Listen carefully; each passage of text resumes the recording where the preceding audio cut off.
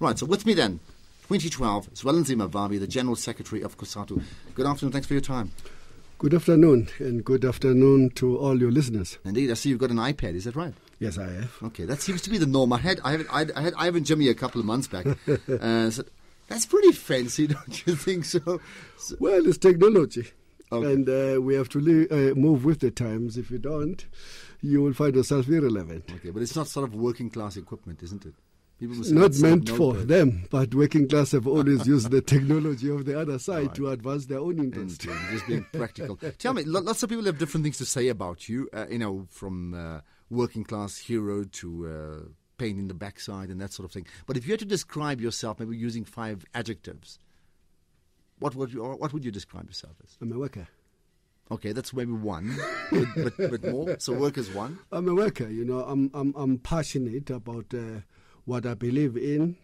I try all the time to be honest and to regain a high degree of integrity. And I demand high standards of myself as I demand of the same with regard to everybody else I interact with, in particular those that I think should be the symbol of integrity and honesty in society, the political leadership and the government officials and people in the private sector, everybody that I interact with. So, Achiever wants to do well. What are your strengths overall? I don't know. Some other people must say that. Well, somebody made it. Other people must say that, yeah. What are your weaknesses? Will you say that? Emotions. I'm quite a very emotional fellow, in particular when I'm facing a death situation. You never ask me for a leave when there's a death involved. I will agree without checking the procedures. Really? Eh? Yeah. But that sounds... And anything else? I mean, what about leadership weaknesses? Sometimes those emotions go into trusting people that you shouldn't be trusting, and I've bent my fingers over and over again because I always think that people should be the same, and people are not the same, and some people have good humanity and integrity, honesty, and passion for what they're doing. Some people are pretenders. What do you think about them, pretenders? What do you do with them? What do? You rely on the organization. The organization is never a pretender because the organization drives the interest of the masses. And within the organization, there are all manner of characters. But most of what is in the organization is what is good, and that's what keeps us going, moving forward. Someone suggested, because we've been discussing what to do about former President Thabo Mbeki in the light of speculation that maybe there's a return to politics for him, right? But someone suggested that the most consistent politician, the most conscientious politician is a man by the name of Zwelinzima Vavi, and he should be the president of the country. And they suggested I need to ask you that question and say, would you please consider that? If not today, sometime in the future. In my ID, I'm 49 years only. And that's what is officially my age. You know that I don't know when I was born. Born in a farm in a terrible background. I consider myself a very, very junior member of the movement as a whole. Younger than Barack Far Obama? more younger. Younger than Barack Obama? 1 year younger than him. Well, you're older than him, right? Yeah. What's 1 year younger than him. So he is one of the youngest leaders. There are far more younger people who have come with exceptional talent, who led great movements everywhere else in the world in different epochs of history. That's fine. But I consider myself as quite young, not to have those ambitions, not for now. And okay, so youth is keeping you out of it for now, but the ability to lead is not keeping you out, isn't it? Meaning, if you were asked by someone, maybe in a few years' time, to say, we need your sort of leadership, and you're a bit older, and you are consistent, and you are passionate, and you're certainly anti-corruption, and all the things that South Africa craves for, you would say yes at that time? The future is everybody's fear. That's what an Australian worker saying in one time when the workers there were facing a retrenchment. They saying the future is everybody's fear. You never want to make predictions about tomorrow today because you just never know what is going to happen tomorrow. So what are you fearing about for the future, for yourself and for the country? To falter. That's what I fear every day. I don't want to falter. I never want to disappoint workers. I always want to represent them to the best of my abilities. And I want to remain true to what they are about. The working people are about solidarity. They are about genuine love that you often see from the eyes of the icons such as Nelson Mandela. And they are about integrity. They are about progress and prosperity for all. What are your thoughts about those that say that your ideals around workers are honourable and they're critically important? We understand that part. We're not discussing actual percentages of negotiations, etc. But there are many who believe that ideals are completely impractical with the way the world is in 2011, 2012 now, meaning they're not in sync. Look, COSATU have cut a space for itself where I think a growing number of South Africans will agree with its own claims, and that it has become a moral compass of our young democracy, a fearless spokesperson of the interest of the most downtrodden in society, a friend in a practical sense of all the oppressed people, not in South Africa only, but also everywhere else in the world. We have been in the borders of Swaziland, of Zimbabwe, we have been in Palestine, we have pledged solidarity with the Cuban workers everywhere in the world. We try to do things at a practical level. And for that, we get admired by millions and millions of people in South Africa. But at the same time, we hold views, some views that we know not everybody ascribe to. For example, we have been advancing a economic package for many, many years, and we have believed that the current macroeconomic framework in particular is not appropriate for a developing country that South Africa is. We have not won that argument, and I know that every time we advance that argument, the people who may be singing praises for us on another matter, such as fighting against corruption, suddenly turn around and say, but where do you get this type of people who have this backward thinking? And they will say, from their corner, South Africa is of different classes and different segments of society. The interests of our society are very diverse. But what I've grown to appreciate in my own maturity of these years has been that there is always the common ground with that we hold with everyone, but there's always a ground where we just don't share with lots of other people. All right, we're going to talk lots more about some of the arguments that maybe the COSATU has indeed won, and in this case particularly the General Secretary of COSATU, Zwelinzima Vavi, as we put him in the spotlight. 0891 104 207. 0891. Let me clear my throat as well. Call it chokers, perhaps. 0891 104 207. So your thoughts, you want to ask a couple of questions, you certainly can do so. If you're interested in just some of the views of Zwelinzima Vavi in political views as well as international views and just maybe some other very personal issues as well, all absolutely welcome. Let's talk about where... I'll certainly talk about some of the issues as well later on, but let's just talk about the early days. I mean, you made the point as well, not too sure exactly when you were born. I think it's been said as something around 20th of December, but you're not totally sure, right? But the early days of your life, where were they spent and the impact it had on you? Well, I'm a father.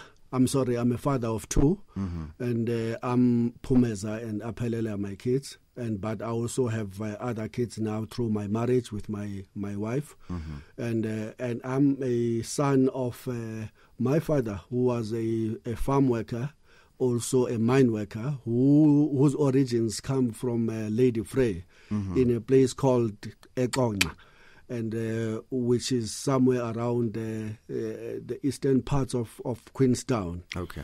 And my father moved from his spell working in the farms to go to work in the farms in the late 1930s, beginning of the 1940s. Nobody is absolutely sure. Both my parents were never at school, and I was born in that environment, an environment where I'm the 10th living child of my dad and mom, and we were 15. In fact, if the two siblings didn't die before they could see the age of 5, I would have been the 12th. Wow. I'm now the 10th, and so all of us born from the background of farm workers at home, not in hospital. All of us don't know exactly when we're born. All of us not really celebrating birthdays until recently. My wife have been insisting now that I must celebrate, so I've gone back to celebrate. Is it 20th? 20th That's December? now the past 4 or 5 years. And I've been celebrating the 20th of December. So you're probably like 5 years 1962. old then, if you just started celebrating now. Yeah, And you're maybe like 4 or 5 years old. But I like celebrating other people's birthday. I keep them, and I always surprise lots of people. What are your thoughts about over-celebration? And say this, that someone suggested even the ANC Big Bash, the 100-year celebration, was over-ambitious, and there's a debate about who actually pays for that type of thing, and certainly it should not come from taxpayers' money, but it should be paid for by the ANC. Your thoughts on that? Look, in relation to the general problem of display of wealth and materialism, you know, COSATU have spoken against all of that, in particular in the recent past. We just don't like, in the context of South Africa's reality and of now today, the country with the highest inequalities in the world, and the gap have unfortunately. So, Kenny Kuneni party you wouldn't attend? If you were I wouldn't, invited. as a matter of principle, and I would speak against it. But I wouldn't want to go into a brawl with the likes of Kenny Kunene. I choose who I fight with. I don't, go into the mud with the pig. I'll lose the fight. And I'm not saying that Kenny Kunene is a pig, but I'm just making a general statement that I just never do that. And so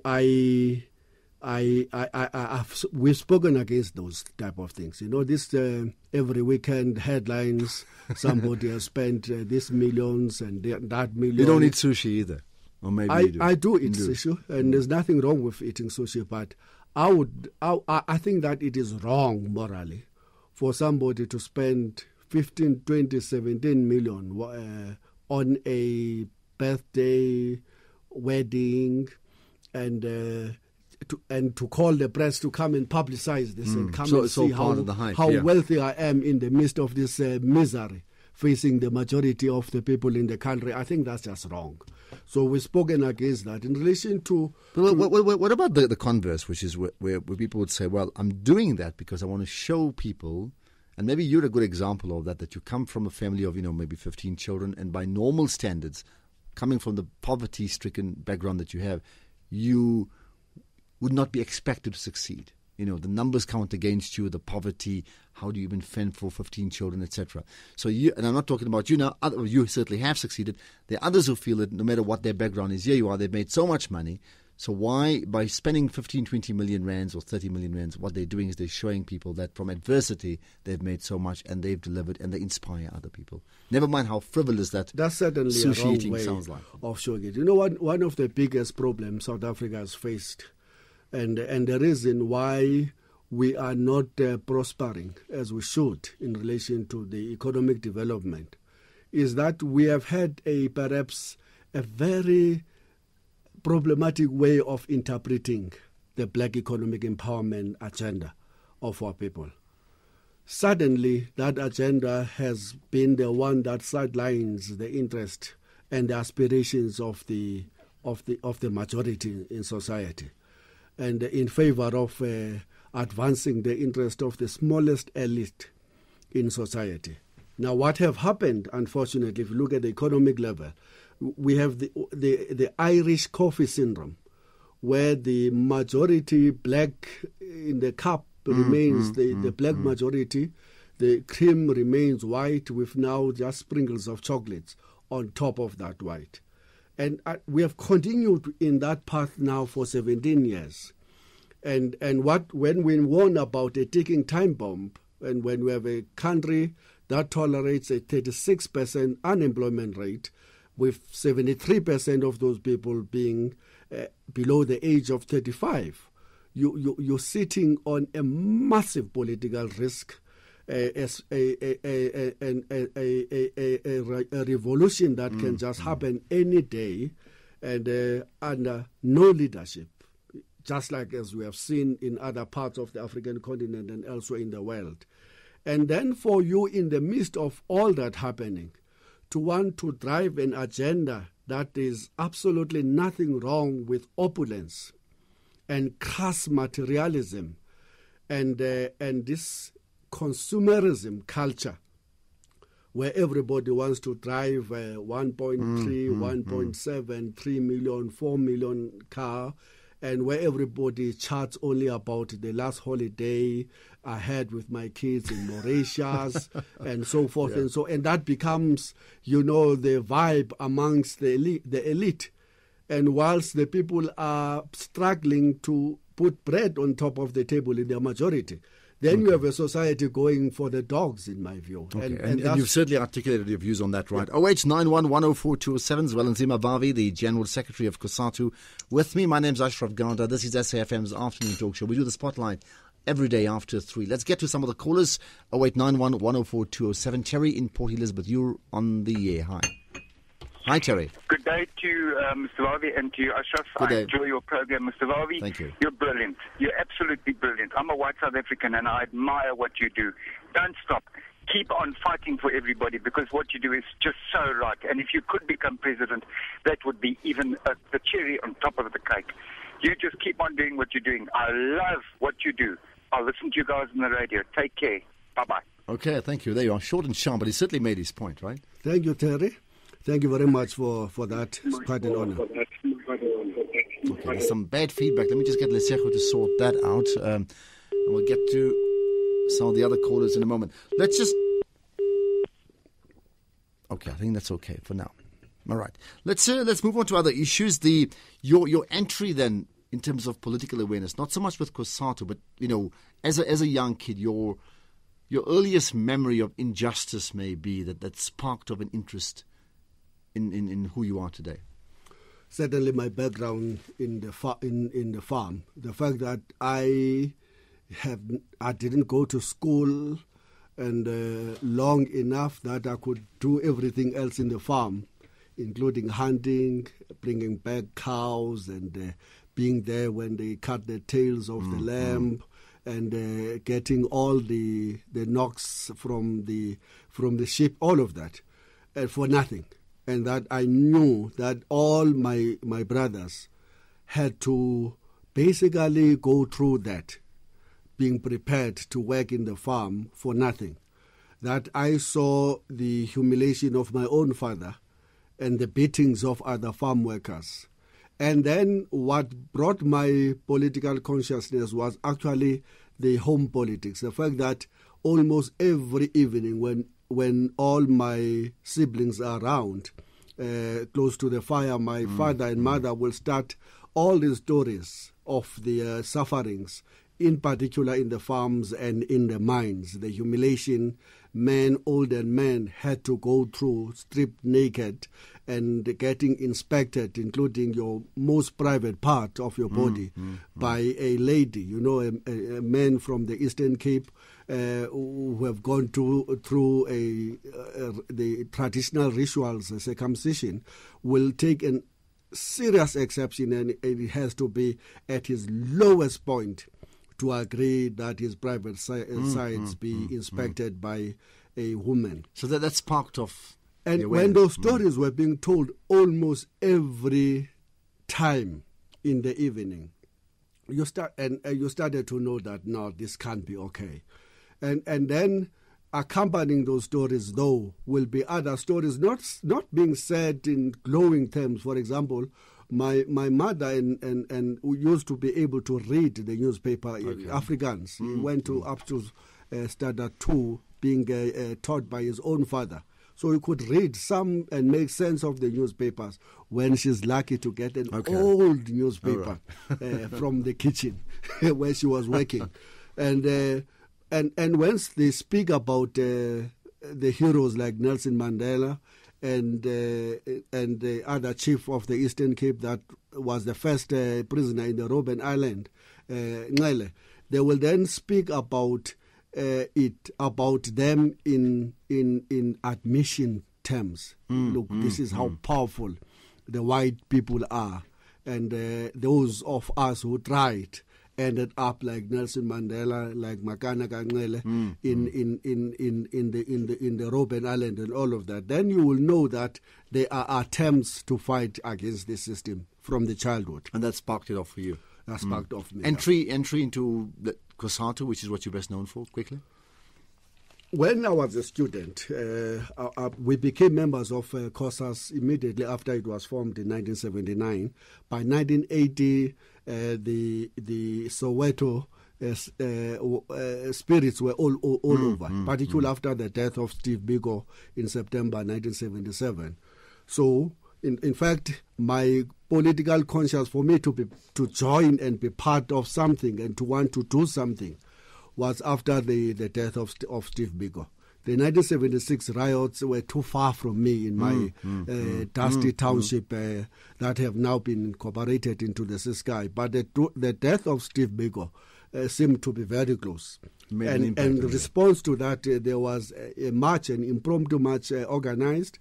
I became part of that march, and since then, I've never looked back. You've been marching right through. Okay, let's get to some of the other callers. I'll take maybe 3 in one go, and then after 3:30 we'll look at some of the personal issues reflecting on the life of Zwelinzima Vavi. I should have mentioned this earlier, by the way. Anybody related to my guest, you can call in. If you are related, there's nepotism. We'll put you first up on the line. If you work with Zwelinzima Vavi in any capacity whatsoever, that's also great. Would love to get a call from you to say hi. Let's go to Pretoria firstly. Mushaule on the line. Hi. Ashraf, how are you doing? I'm very good. How are you? Good to hear from you. Fine, thanks. Can I talk to Mr. Vavi? Mr. Vavi, afternoon. How are you, sir? How are you doing? I'm okay. How are you? Fine. There's only one thing that I can tell. I wish we had more Vavis in this administration that we have today. Honestly, I don't make mistake. I've been voting for this party from 1994. But with the administration that we have today, it has cost us a lot of stuff. For instance, I can give you the toll gate, which I believe is going to benefit the Austrian company. Southern we don't benefit, instead we're going to be ripped off. But I'm also worried about the tendering issue. You know, this leading ruling party, it has been, damaged by these tenders. So I wish the job that you are doing, you can have other people who could assist you, so that you could at least have the better, better ANC. Because really, the ship is sinking. Thank you, Mr. Vavi. The ship is sinking. Okay, thanks for that one, Mashali. I'll get a few more. Tlantla in Peter Maritzburg. Hi, you're on the air. Yes, sir. Hello, how are you? Hi, good. Go for it. All right, sir. Hi to Mr. Vavi there. Thank you, Tata. Okay. All right, sir. Mr. Vavi, as a member of Union as well, I feel we are related. I think it was said that only people who are related to you should phone. I think we are also related through Union as well. You are related, okay. All right. Mr. Vavi, I don't know. There seems to be a lot of, like you said, a lot of opulence which is being shown in our country, in the sea of very much huge poverty in our country as well. But I don't know, we seem to be, I mean, if we can join forces and really fight a class war now instead of, because there's so much talk about, black people are still under so much disadvantage, and whilst white people, I mean, I believe that the race thing should be thrown away right now. I've heard a lot of white people talking. There's a lot of poverty in our country. Black or white, it doesn't matter. We should really fight a class war now, not a racist war. Okay, got that. We'll get a response. Thanks so much for that one. Okay, we get to, just before we get to the news, we got about 40 seconds. Let's get the views of Sibosiso from Durban. Hi.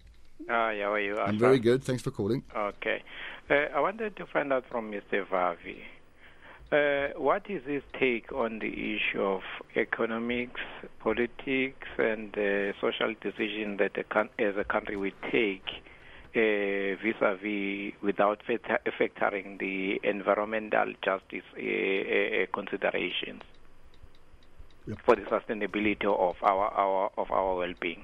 Okay, got that. Thanks for that one. I'll get a response from my guest in the next minute or two. Let me remind you, my guest is Zwelinzima Vavi, the General Secretary of the Congress of South African Trade Unions, COSATU, the acronym, of course. 0891 104 207. I'll read through some of the Facebook comments or tweets as well. Afternoon Talk on SAFM. Right, Zwelinzima Vavi with me, General Secretary of COSATU. I'll read through some of the SMSs. Well, Vavi, if you could, what would you implement to alleviate poverty from Bongani? Will you please ask Mr. Vavi to come and solve the problem of workers around racism and victimization? Zweli, you make me believe in politics, and we worry that you might be elbowed out of the way. Would you stand for ANC office? Okay, we've discussed that. Mr. Vavi. Hi, Ashraf. Mr. Vavi articulates very well, thereby earns respect from Charles in Cape Town. Why does COSATU not campaign for the presidency? Vavi, great interview. The country needs you. Can you please ask Vavi's views regarding Julius Malema? Okay, let's do this. We'll do that. You want to just respond to some of the callers we had earlier on? Yep. Well, let me start with Michelle in Pretoria. The tender problem. I agree with her that the tender will kill us and kill our future in our revolution in the country, and until we agree to stand up and say not in our name again. You know, we've identified the biggest problem in relation to tender and to corruption as being the problem where there is a huge overlap between the political leadership in all political parties, trade unions included, as well as business interest. And we have proposed two simple solutions to that. The first one, we have said that the people who want to be politicians must be made to choose to be and to live within the means of the political office that they have chosen, and not be allowed to be business persons at the same time. And there's too many who are in that position. And that's a problem. Okay. And that's the biggest problem, because if you then in a position of power, it is far too difficult to resist a temptation not to use your political power to advance your business interest. Would you say that's one of the great failings of the ANC, keeping in mind that's a party that you obviously support? It is the biggest problem faced by our society today. If we can have that rule that says, even if you are elected from a business position, if, for example, if you are elected having been a business person, can we at least implement the American system where your business interests are put in a trust that cannot be active whilst you are still in a political office? You can go back to it and pursue that business interest after that. The second one, we have said, if you have a family in business, which is obvious, many of us have families. Some of them are in business, including our wives and our fathers, our uncles, all of that. We need a rule that will say, if you are a leader in the trade union or in government, don't allow your family to do business with the institution that you are leading, because that inevitably brings the conflict of interest to the table. And again, you may be using your wife and your child to front an organization, and to prepare a soft landing for yourself later using your position in the union or in the government. Now, if we can get those two positions agreed to, for example, in the forthcoming policy conference of the ANC, we would have won the battle against corruption. Okay, so two things. Would you get it right? And what happens if you don't? Because, in effect, some of the political bigwigs, I said it in inverted commas, have just far too much to lose. Absolutely. I can imagine as I speak now, people will say, oh, we fought, we went to prison, we escaped the gallows, we were in exile in order to have a right to be business. But fine. As I understand the movement, it has always not been about ourselves, but about our people. That's what that principle of the ANC means, selflessness. You're doing and you're making sacrifices and you're prepared to lay down your own life in order for people that you can never ever see in your lifetime to benefit. That have to be the driving motto. Now, you don't want to be businessman yourself. You want other people to be business people. That's their right to do so. That's what is in the Constitution. Okay. That's what the Freedom Charter promised them in 1955. If we can crack on those two rules, we would have gone a long way to address the crisis and it's a big if, in fact, today. Let me remind you, we're not going to take any more callers now because this is what we do with the Spotlight. We take some callers, then we chat to the guests. So we're not going to do that as we get to the last 7-8 minutes of the show. With Zwelinzima Vavi, the General Secretary of COSATU, before we get to Radio VUCA around quarter to 4. Okay, quickly, your thoughts on speculation that this is a place politically for former President Thabo Mbeki? As far as I know, he is a member. He have not denounced his membership of the ANC once, and all members of the ANC have a right to be active, to advance and particular political beliefs. But should he? He should. In my view, he should. Should he return potentially as a future president? If that's what the majority wants, I will have to accept that. That's what democracy means, that any person can stand for any position in the organization, and that we must create conditions in our country and in our political system. Do you think he will, however? I don't think so, honestly. Because what? He doesn't have the support? What will he want to prove after having been in the throne of the ANC for 10 or more years? Okay, it's like me stepping down in the next Congress, and then 5 years down the line, I say, no. After all, there's no one like me. I want to come back. I think that's not. What to do about Julius Malema? There are processes in the ANC. I have faith in those processes that they will be fair to him and that he will have a space to defend himself.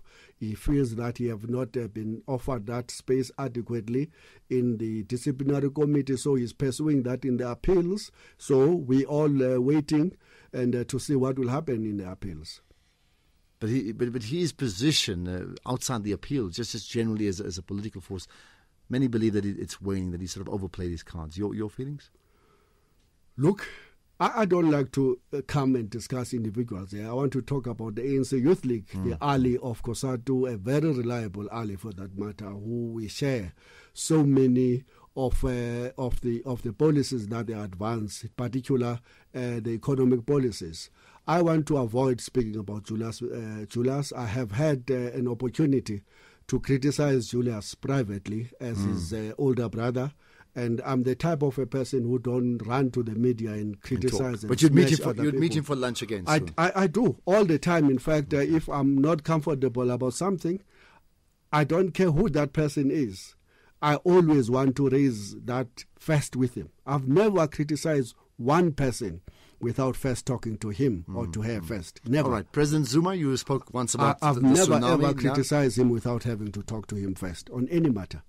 I always go to a person, open my heart, and say, this is my view on this matter, and take it or leave it. Sorry if you hate me for raising my honest opinion about the matter, but accept that I will raise the issue publicly. So you're not a good politician, because many say that politicians are very good at playing nice with people conveniently at the time. That's why perhaps I will go nowhere in politics. All right, there you are. If that's what politics means today, then I have no future. But do you agree that people have to do that to a degree? That's what lobbying is all about. Honestly, look, I hate the some amongst us syndrome. When leaders speak and say some amongst us, and referring to somebody sitting next to him, instead of using his leadership position to have a one-on-one discussion with the person, he will go to the rally and say some amongst us. I don't do that.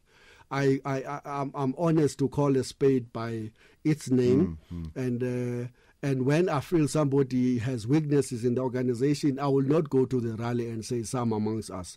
I'll go to that comrade and say, I don't agree with this particular strategy. I think it's taking us nowhere. And sometimes I'm right, sometimes I'm wrong. I accept that in discussion. All right, quick question. You come across as very fearless, one of the few people, and you've made this point even just a minute ago. I will say what I want to whoever. Why are you so fearless?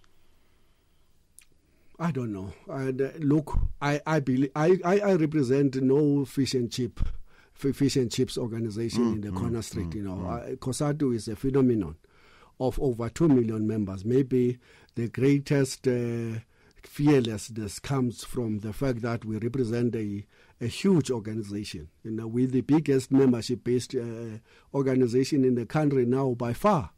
And very few organizations are half of what we are in membership. But that never goes to our head to want to be reckless and to not understand our place. After all, we are just a trade union. We know exactly our relationship with the ANC and the SACP. In political terms, we are a junior partner in that relationship. The ANC is the leader of the revolutionary forces in the country. The SACP is the vanguard of the workers' struggles in our country. We know our place. But then we, as far as possible, wish to be honest with people. I got that from Jay Naidoo, and when he was the General Secretary of COSATU, and from Elijah Bakai. He never ever, called a spade something to tend the soil. They called a spade a spade. All right, and what would you, if you have an autobiography, what would you title it?